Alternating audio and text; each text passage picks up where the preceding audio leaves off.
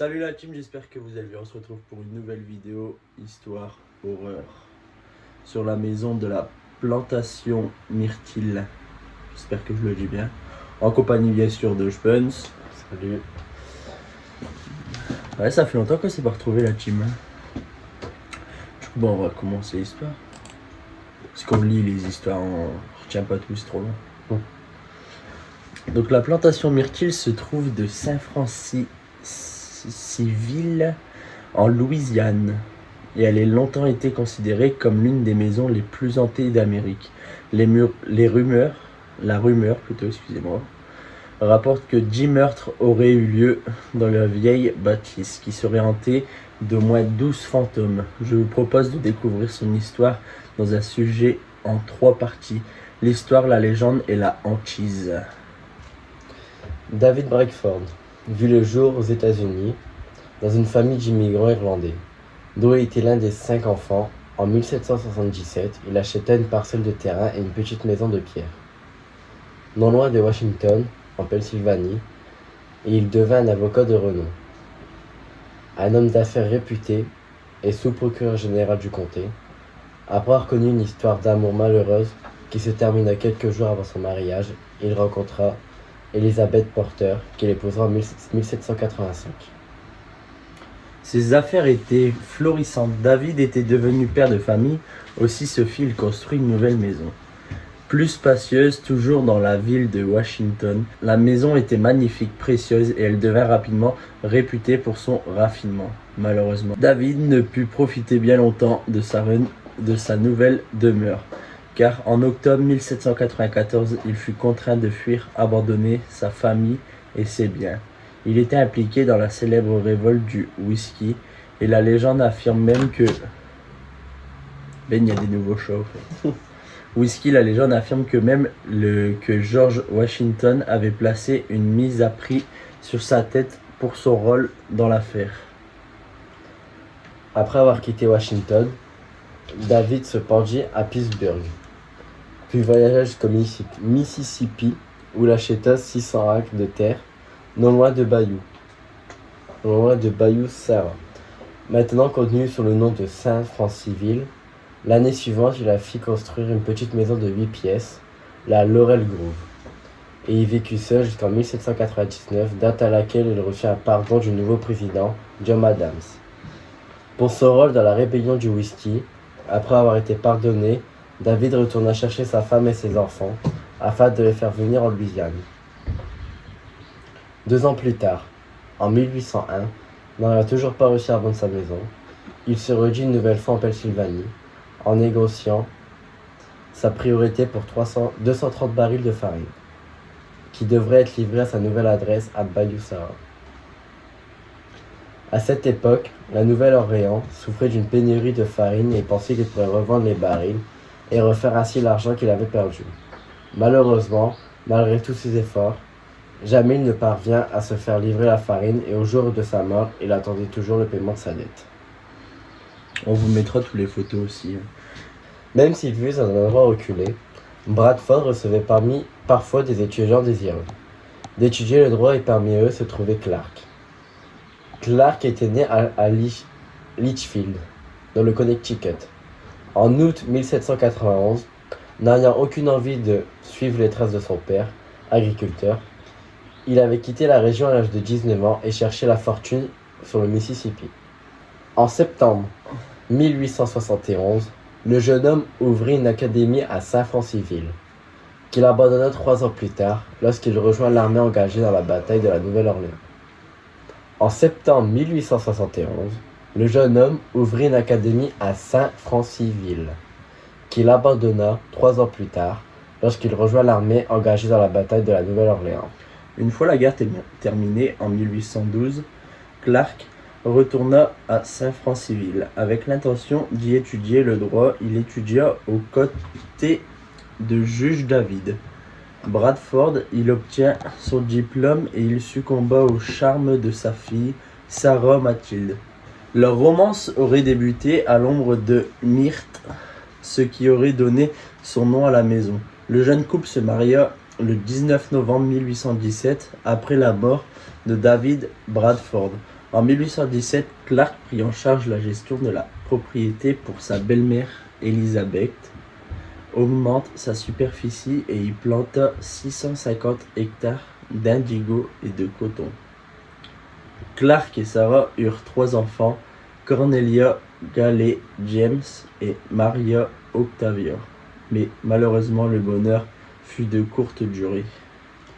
Le 21 juillet 1823, Sarah Matilda périt de la fièvre jaune, une maladie dont l'épidémie balayait régulièrement la Louisiane.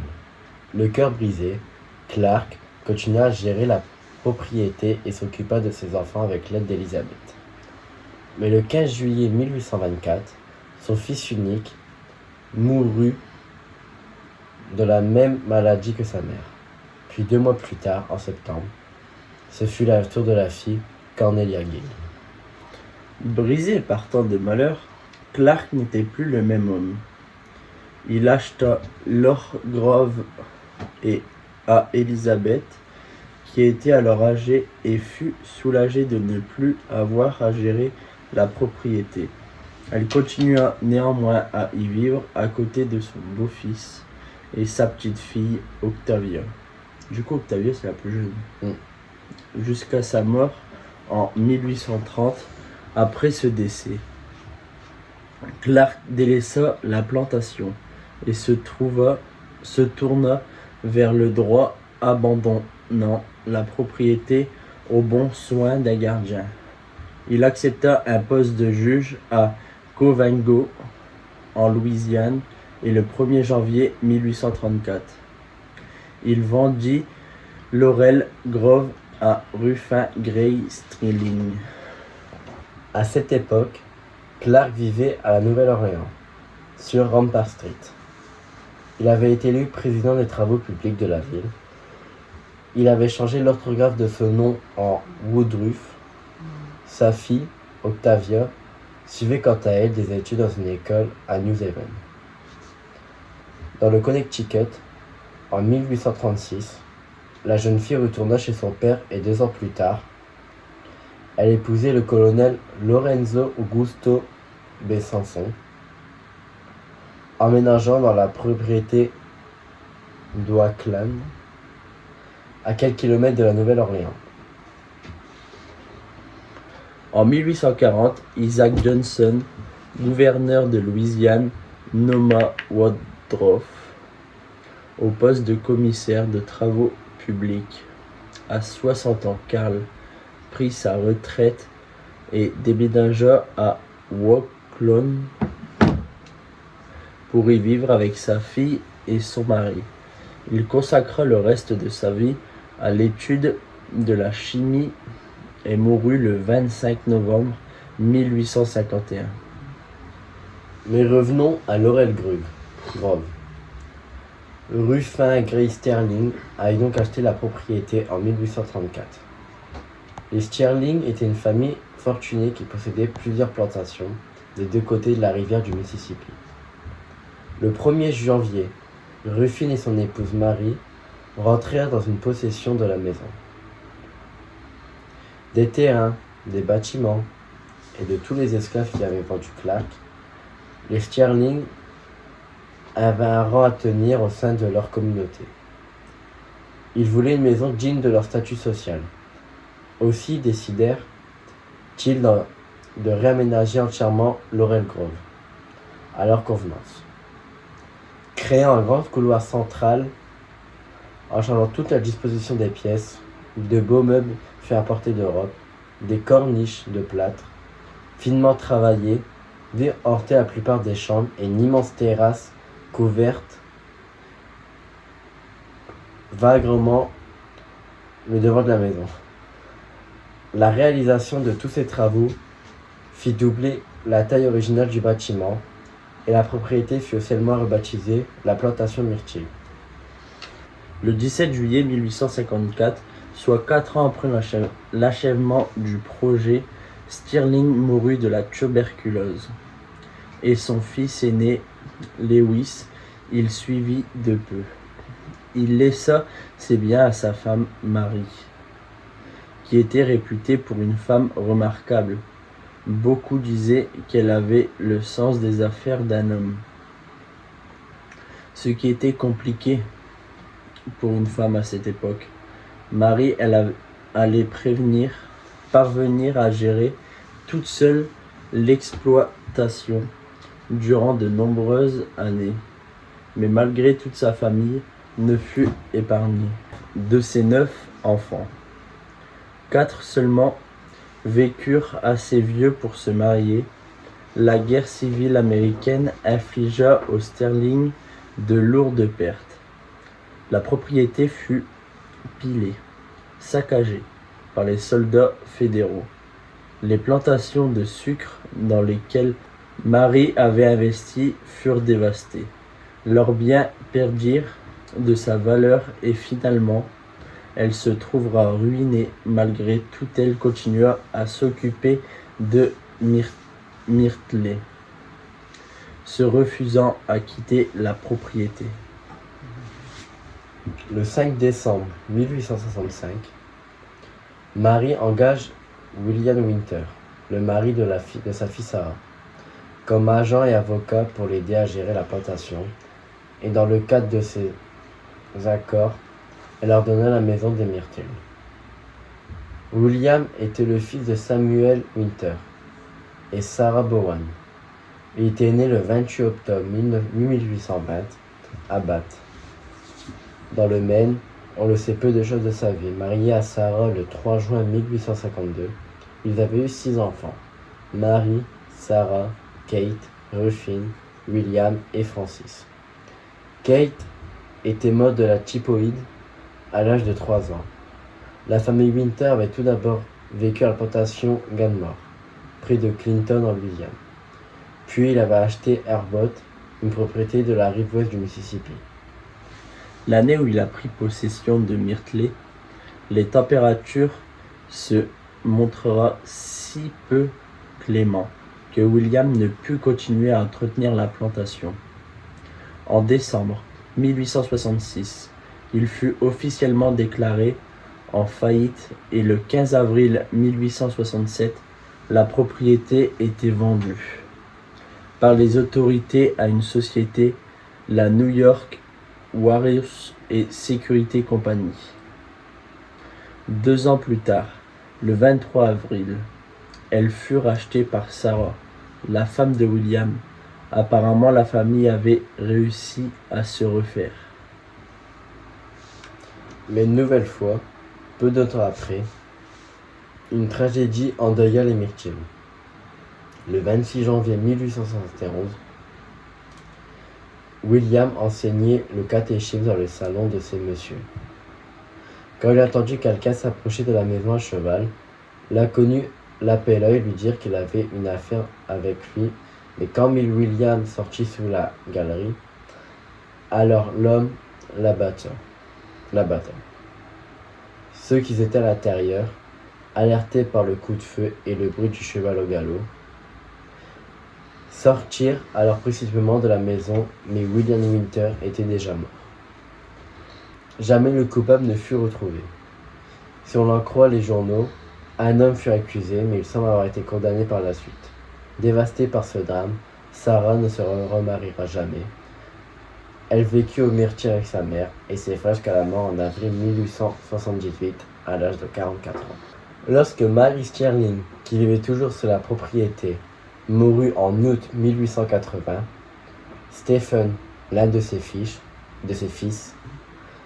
malheureusement, il ne put la conserver jusqu'en mars 1886. Après quoi, il se retrouvera dans l'obligation de s'en séparer. Certaines rumeurs affirmaient qu'il avait dilapidé sa fortune, d'autres qu'il avait joué à la maison à un jeu au hasard, mais plus vraisemblablement, la propriété était probablement trop endettée. Lorsqu'il put faire face à la situation, il vendit la plantation à Oren Debrooks, qui la conservera jusqu'en 1889, puis, après une série de transferts, la maison fut rachetée par Harrison Milton Williams, un veuf du Mississippi, qui s'y installa en 1891 avec son jeune fils et Fanny, sa seconde épouse. William s'était engagé dans la cavalerie à l'âge de 15 ans. Mais blessé pendant la guerre civile, il s'était reconverti dans le coton et il avait la réputation d'être un homme travailleur. William et Fanny, heureux, 6 enfants, et ils parviennent à maintenir la plantation durant de longues années, jusqu'au moment du drame. Lors d'une tempête, leur fils aîné, Harry, essayait de rassembler les bovins. Quand soudain, il tomba dans le Mississippi et se noya. Brisés par le chagrin, William et Fanny remirent la gestion de la propriété entre les mains de leur fils mineur, Surjette, lequel épousa une jeune fille de la région, Jessie, qui va s'installer au Myrtille avec sa sœur et sa tante. Cathy était une femme de caractère, et ce train était si développé qu'on le surnommait secrètement le colonel. Cette femme excentrique, aux abords bourrus, mais fondamentalement gentille, allait réussir à maintenir la propriété durant des années. Dans les années 1950, la propriété entourant la maison fut divisée entre les héritiers de William, et la maison fut vendue à Marjorie Musson, une veuve d'Oklahoma qui avait fait fortune grâce aux élevages de poulets. Ce fut ce moment-là que l'histoire des fantômes commençait. Au cours des années 1970, la propriété fut vendue à Arlandis et Mademoiselle Robert Wald, qui la restaurèrent entièrement. James et Frances Carmen Mears leur succédèrent. Des livres étaient déjà sortis sur les manifestations observées sur la propriété. Les Mears pensaient que la maison était hantée. Et Mademoiselle Myers allait faire une rencontre qui allait finir de balayer ces derniers mots. Suite aux nombreuses observations inexpliquées dans la maison, John et Theta Moss, la propriétaire actuelle de la plantation Myrtle, joue de sa réputation proposant des séjours comprenant un petit déjeuner et un lit hanté. S'il accueillait volontiers les curieux, Monsieur et Mademoiselle Moss interdisaient néanmoins toute pratique occulte et décourageant les adeptes de spiritisme et les satanisent de descendre dans la maison. Les séances de Ouija, les bougies allumées ou les séances sont strictement interdites dans la maison. Monsieur et Mademoiselle Moss seraient prêts à vendre la propriété pour pouvoir passer plus de temps avec leur enfant s'ils trouvaient la bonne personne. Donc là, la team, on va partir sur la légende de la maison, qu'il y a eu des fantômes, etc. Une légende existe sur la mort de Sarah et de ses enfants. Rien ne permet de la vérifier, mais elle est connue. Elle sert de base à certaines rumeurs de hantise. Aussi vais-je vous le soumettre. En 1817, Sarah se maria avec Clark. Ils eurent 2 enfants, 2 filles. Ils attendaient leur 3e quand le drame se produisit. Clark, qui avait la réputation d'être un homme intégré, était aussi connu pour ses mœurs légères. Alors que sa femme était enceinte de leur 3e enfant, il débutait une relation avec l'une de ses esclaves. Cette fille, qui s'appelait Maria, était domestique. La jeune femme détestait devoir se soumettre aux exigences sexuelles de son maître. Mais si elle ne le faisait pas, elle risquait d'être envoyée travailler dans les champs. Et rien n'était plus terrible que ses yeux. Quelque temps plus tard, lassé de Maria, Clark envoie une nouvelle fille. Maria, sûre d'être envoyée dans les champs, commença à espionner les conversations privées de ses maîtres. Redoutant d'entendre son nom, un jour, quand elle écoutait aux portes, Clark la surprit et il ordonna que l'une de ses oreilles soit tranchée, afin que celui-là serve de leçon. Après quoi, jamais on le vit avec un turban vert autour de la tête. Un turban qui cachait la vilaine cicatrice que le couteau lui avait laissée. Comment Maria parvient-elle à rester dans la maison? Personne ne le sait, mais quoi qu'il en soit, jamais elle ne retournera dans les champs. Pour se venger, pour acheter son pardon à les soignants, ou pour quelconque raison inconnue, Maria mit une petite quantité de poison dans le gâteau d'anniversaire destiné à la fille aimée des Waldorf. Mélangeant de la farine et au sucre une poignée de laurier rosé écrasé, Sarah et ses deux filles prirent toutes les trois une part de gâteau, mais Clark refusa d'y goûter. Alors, à la fin de journée, toutes trois étaient très malades. Maria les s'occupa d'elles avec dévouement, sans jamais réaliser qu'elle leur avait donné trop de poison. En supposant qu'elle ne voulait pas les tuer, ce qui n'est pas certain, quelques heures plus tard, Sarah et ses deux filles étaient mortes. Les autres esclaves de la plantation se saisirent alors que Maria la traînèrent jusqu'à un arbre proche, où ils pendirent, puis son corps fut coupé en morceaux, lesté avec des pierres et jeté dans la rivière. Clark, dévasté, ferma définitivement la salle à manger des enfants, où la fête s'était tenue, et jamais il n'accepta qu'elle serve à nouveau de son vivant. C'est radical chez eux. De nos jours, encore cette salle n'est plus utilisée pour les repas, et elle fait fonction de salle de jeu. Depuis, l'esprit de Maria hante la propriété.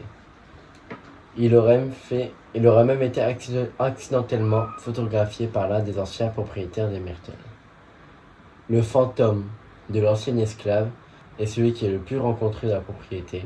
On le voit souvent errant avec son turban vert au milieu de la nuit. Parfois les cris des jeunes enfants accompagnent sa apparition, et d'autres moments, ceux qui dorment sont réveillés par la présence et aperçoivent son visage qui les regarde près de leur lit.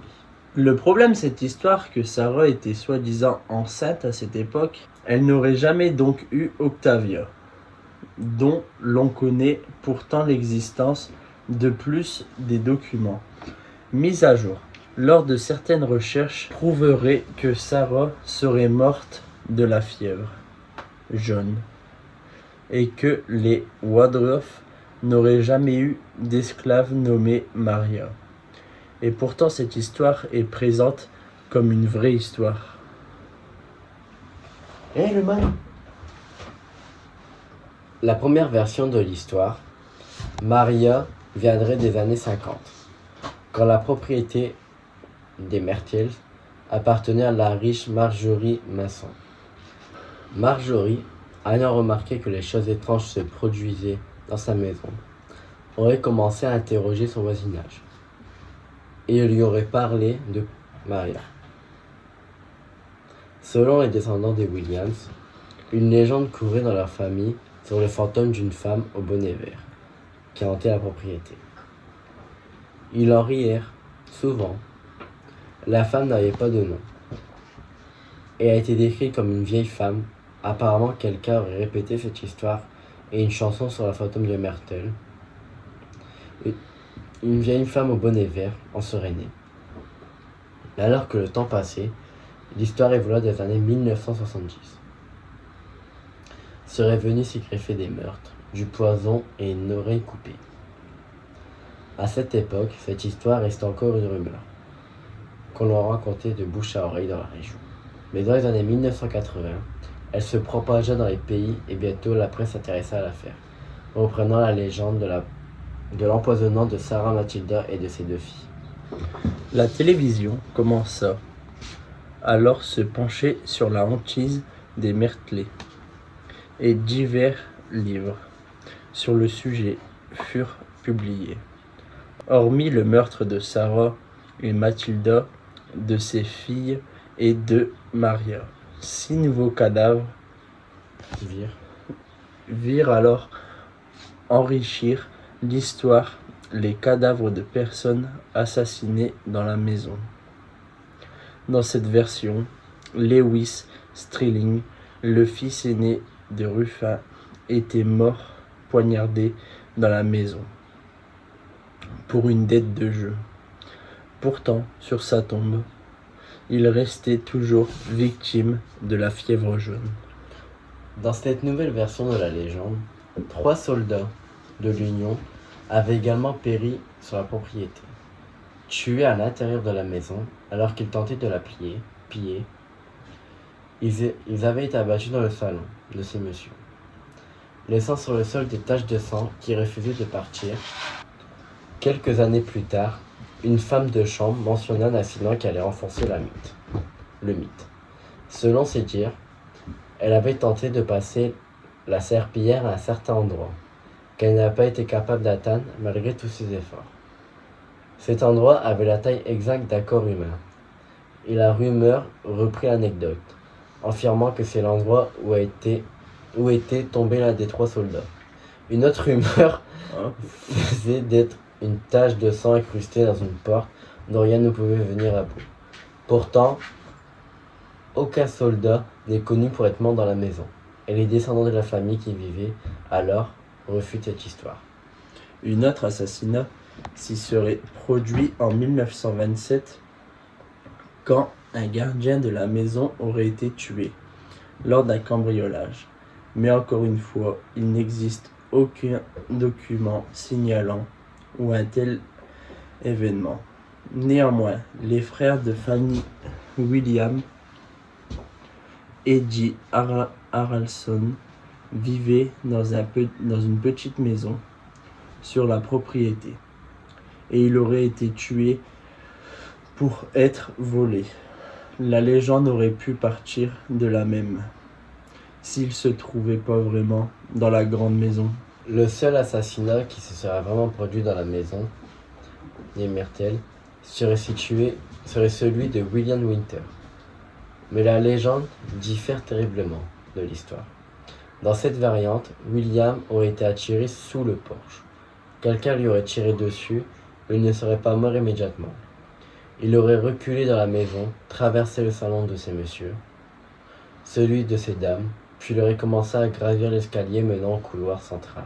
Là, sur la 17e marche, il serait mort dans les bras de sa bien-aimée. Bien que terriblement romantique, si l'on en croit les documents officiels, rien de tel ne semble s'être produit, et la réalité est bien plus expéditive quand on lui a tiré dessus. William est tombé et il est mort. La hantise. 3e partie. La maison est réputée pour avoir été construite sur un ancien cimetière indien. Et le fantôme d'une jeune indienne y aurait été rapporté. La plantation serait également hantée par une jeune fille qui serait morte en 1864 alors qu'elle a été traînée par un patricien vaudou. Certains l'auraient aperçue dans une chambre, celle serait éteinte. Elle est connue pour pratiquer le vaudou sur les imprudents qui s'avisent d'y dormir. Un grand miroir qui se trouvait accroché au mur de la maison renfermerait les âmes de Sarah et de ses enfants. Selon la coutume, les miroirs devaient être recouverts après un décès. Mais la légende raconte qu'après leur empoisonnement, celui-ci fut négligé. Le miroir aurait été donc piégé leur esprit, et depuis on pourrait parfois apercevoir leur silhouette dans le miroir ou l'empreinte de leurs mains. Et de nombreuses photographies semblent en effet montrer des empreintes. On vous mettra toutes les photos dans la vidéo, etc. De différentes mains, des empreintes qui se trouvèrent à l'intérieur même du verre. Lorsque cette étrange empreinte apparut pour la première fois sur le verre, ses propriétaires tenteront de le remplacer, pensant qu'elle quelques défauts, mais étrangement, elle revient. Certaines prétendent que leur empreinte se trouvait sur le bois, derrière le miroir, et que la lumière des appareils photo traversant le verre, elle serait ainsi révélée. Mais d'autres assurent que ce sont là des traces de mains fantomatiques de Sarah et ses 2 filles. Pour le moment, aucune preuve ne fut confirmée ou infirme l'un ou l'autre de ces théories. Des notes de musique s'élèvent du piano à queue du premier étage, répétant les mêmes accords encore et encore. Parfois, il continuerait à jouer la nuit tombée, et si quelqu'un s'avise de rentrer à ce moment-là dans la pièce, alors la musique s'arrêterait et ne recommencerait qu'après le départ de la portable. En 1887, Mademoiselle France Marie dormait dans l'une des chambres du bas, quand soudain, elle fut réveillée par une femme noire portant une robe longue et un turban vert. Elle se tenait debout à côté de son lit, silencieuse, un chandelier de métal dans l'une de ses mains. Elle semblait si réelle que la lueur de la bougie éclairait même la pièce d'une lueur douce. Terrifiée, ne connaissant rien au fantôme, elle tira alors ses couvertures sur sa tête et s'est mise à crier. Au bout d'un moment, elle sortit prudemment la tête et tendit la main pour toucher l'apparition, mais celle-ci disparut brusquement. De nombreux témoins ont affirmé avoir vu ce fantôme à plusieurs reprises. Ils auraient même été photographiés. Cependant, le photographe ne montrait pas une jeune femme telle que Maria devrait l'être, mais une femme plus âgée, proche de celle décrite par la famille Williams, une jeune fille aux longs cheveux bouclés et portant une robe s'arrêtée aux chevilles, aurait également été signalée, flottant devant la fenêtre de la salle de jeu, s'asseyant à scruter à l'intérieur, les mains collées à la vitre. Certaines rapportent l'apparition d'un fantôme qui se promenait, titubant ou qui ramperait dans les escaliers menant au premier étage, et le bruit de ses pas résonnerait régulièrement dans ce même escalier. Certaines soutiennent qu'il s'agit de William Winter, ce qui confirmerait la légende de sa mort. Peu de temps après leur installation, le fils de John et Theta Mose affirma avoir vu une jeune fille voler au-dessus de lui. Il était couché dans son lit quand elle lui était apparue. Il était catégorique, elle était blonde et elle portait une robe blanche. Des fantômes d'esclaves surgiraient parfois du néant, demandant s'ils peuvent s'acquitter de quelques corvées, et les apparitions de 2 fillettes jouant sous la véranda auraient-elles aussi été soulignées. Dissimulé quelque part dans la propriété, il existerait également une chaise maudite. Cette chaise aurait été achetée par les propriétaires précédents dans un magasin d'antiquités de la Nouvelle-Orléans. Il expliquait que toute personne qui tenait de s'asseoir sur la chaise se sentait brusquement pris de faiblesse, comme si sa force vitale lui était soudain retirée. Si l'inconscient ne réagissait pas assez vite, alors la chaise l'emmenait au bord de l'évanouissement, et il pouvait en mourir. C'est un peu comme chaise. Il l'appelait la chaise vampire. Des chiens et des chats auraient sauté sur cette chaise et en seraient morts dans les secondes suivant, malgré les tragédies les plus célèbres, reste celle de ces téméraires qui auraient perdu la vie. Après s'être assis dans le fauteuil, l'un rapidement victime d'un accident vasculaire cérébral, l'autre un peu plus tard dans sa chambre. Depuis, la chaise ne serait plus visible.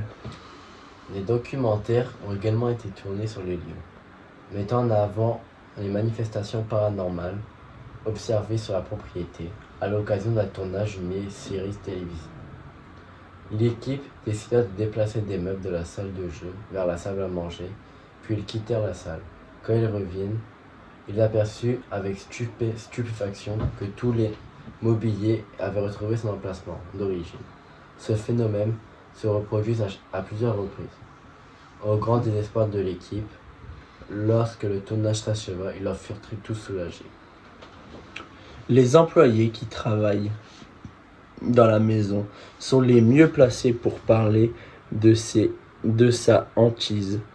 L'un des deux, un portier, avait été engagé pour accueillir les invités à la porte d'entrée.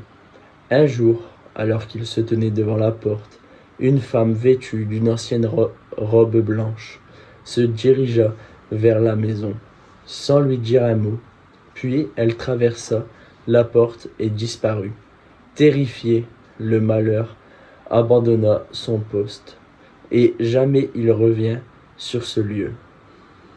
En conclusion, même si la mystérieuse Maria n'a vraisemblablement jamais existé, les témoignages de hantise semblent relativement nombreux, assez pour laisser à penser qu'il va se passer quelque chose d'inhabituel dans la maison Myrtille, et qu'après tous les tragiques événements qui se sont déroulés, comment aurait pu le tirer autrement? Bah voilà la team, c'est une fin de vidéo. Donc la source, elle vient de Troy Tyler et David Weiser. Désolé si j'écorche les noms. Mais en tout cas, j'espère que vous avez aimé. Parce que on a quand même changé de format. Il y a quand même l'histoire d'avant la maison et après. En tout cas, si vous aimez ces formats comme ça, que de parler entre guillemets d'histoire que dans le paranormal. Ouais, donc voilà, nous on a kiffé quand on l'a lu une première fois, même si on n'a pas tout lu en détail. Mais moi j'ai lié assez les grosses lignes, je sais pas toi si t'as lu.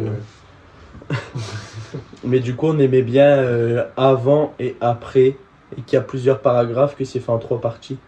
Maintenant si vous kiffez ça, on en trouvera des autres dans ce format-là.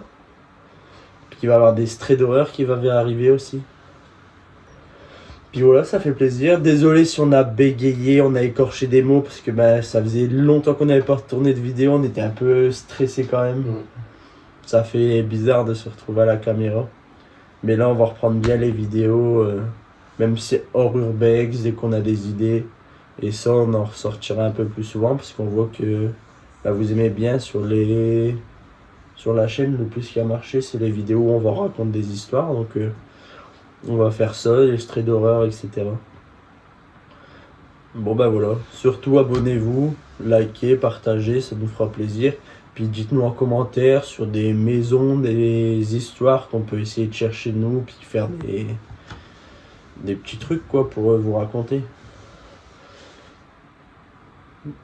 Bon, on y va. Ouais. Salut hein.